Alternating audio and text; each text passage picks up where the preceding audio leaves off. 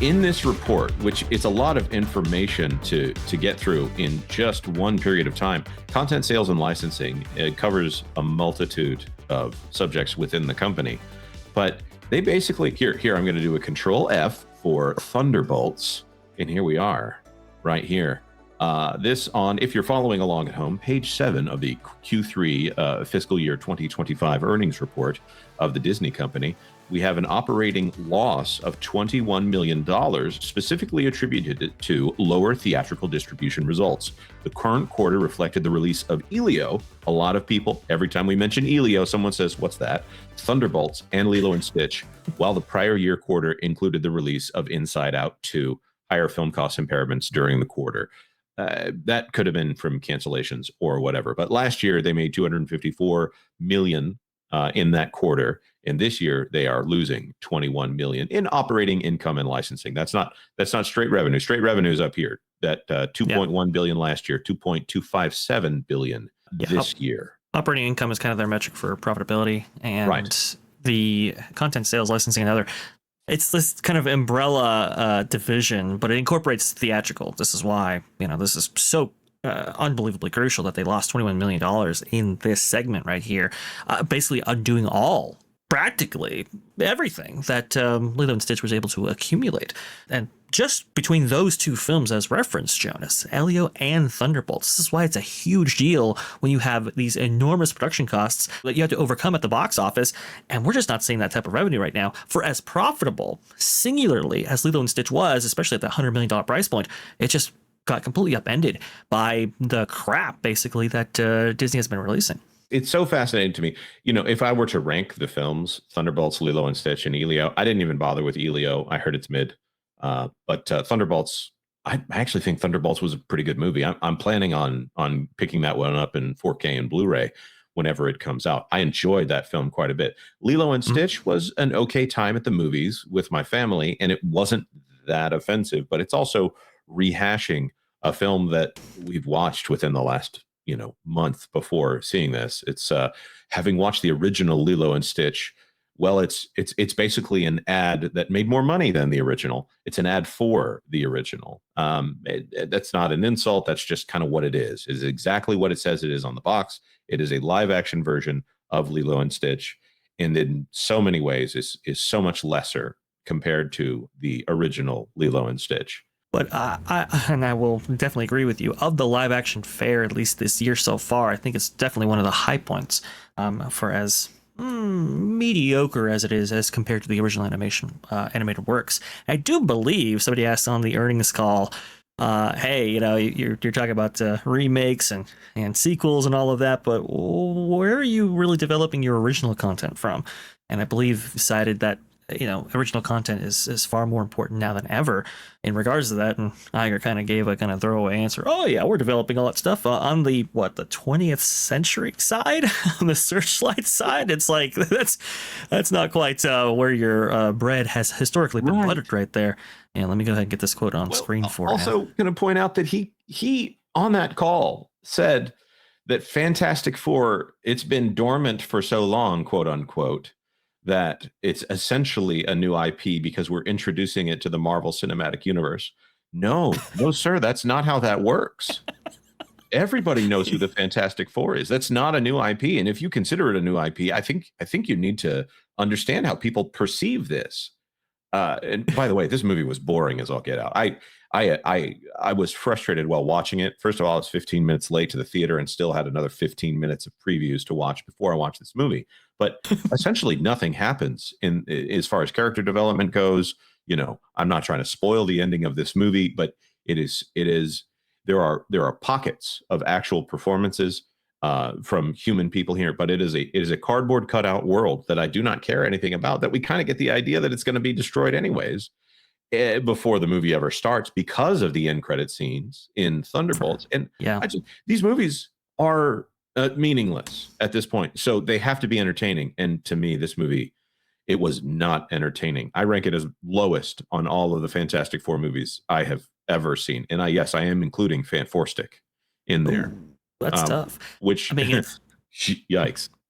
It's Marvel. I mean, they've just been putting out disposable pictures. now. I mean, it used to be event pictures. It used to be, you set your watch to. And now they come out with a Marvel film, and everybody gives like a collective shrug, unless it's going to be a big cameo fest, like what we saw with Deadpool and Wolverine, for example. And I'm sure like they want the same or similar effect with Doomsday.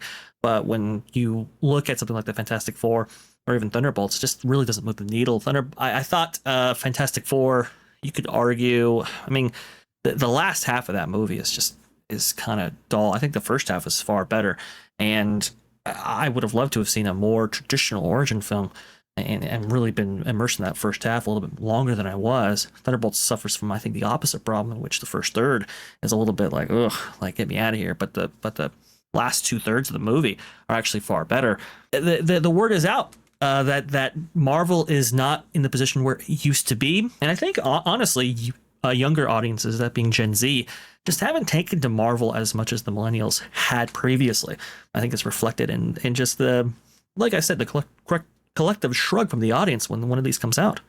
Yeah, and just to make sure we can visualize this, I want to put this on screen. Lilo and Stitch made 1.025 billion at the box office on a very low cost. This was a movie that probably cost less than $150 million. Big marketing push on it because Disney doesn't have to report those marketing numbers in the same way that they do everything else. So that's and they're chasing the headlines here. So they're not necessarily worried about the movie being profitable. They're worried about the movie looking profitable. But if we go Correct. over here, I'm giving the better part of their credit first. Thunderbolts at 382 million worldwide. That's the number they want. 190 million domestically. That's where they actually make their money. The closest to making their money, I should say, because in China, they only bring back about 25% of that revenue there specifically. And then, of course, Elio is over here with 144 million, about half of that being made overseas. These are, and that movie was probably the most expensive out of all of these films. It probably 300 million. And why do we say 300 million? Because they made it at least twice, and one of those was under a huge rush.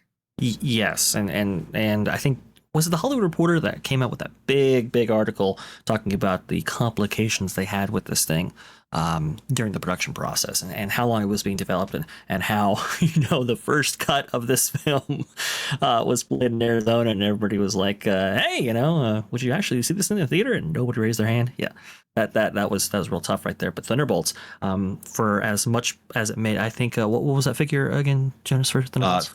$382 million.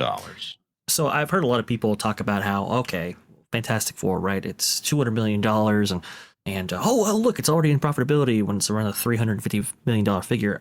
No, objectively, no, because if Thunderbolts was profitable at that number, it wouldn't be reflected in the earnings call as having taken down basically their content sales, licensing, and other division right there.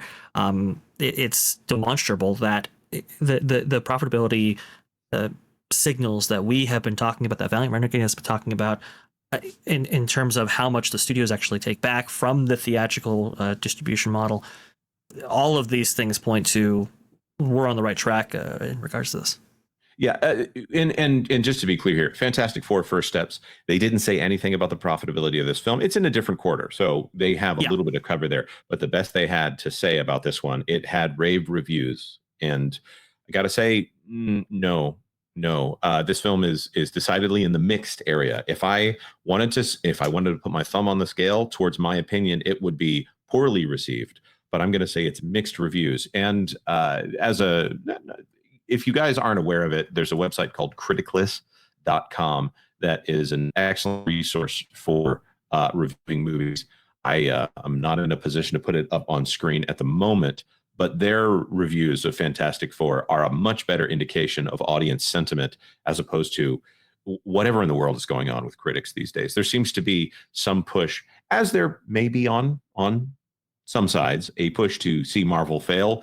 There is a push to see Marvel succeed from a corporate level. But that being said, the most important number here is this negative 21 million in the quarter in operating loss that they have here for this. This is not something that they can sustain long term. This is an abysmal number. because this is supposed to feed the flywheel, which is supposed to power the theme parks and their merchandising divisions and driving people into the parks. The movie division, while it has never been a big focus as far as profitability goes, it's supposed to feed the theme parks. Marvel properties are supposed to feed Anaheim and international.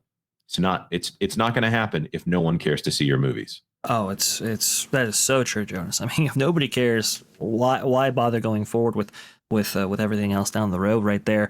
Again, these pictures, they fuel, like you said, the flywheel, the merch sales. Think about the merch that Marvel used to move back in its heyday. That just simply is no longer the case.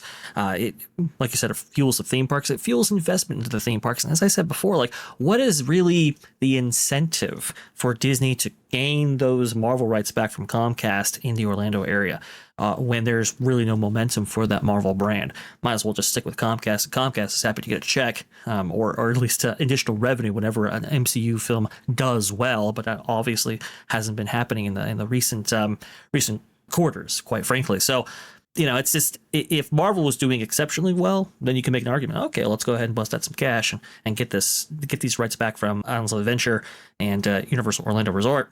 But at this point, it's just not even worth it. I mean, I don't have any care to visit the Marvel area, the Avengers campus out there at Anaheim, and Marvel Superhero Island at Islands of Adventure is it's not the most expensively themed land. There's cardboard cutouts. Well, they're probably, high quality wood or something like that so that they can withstand the rains of Florida.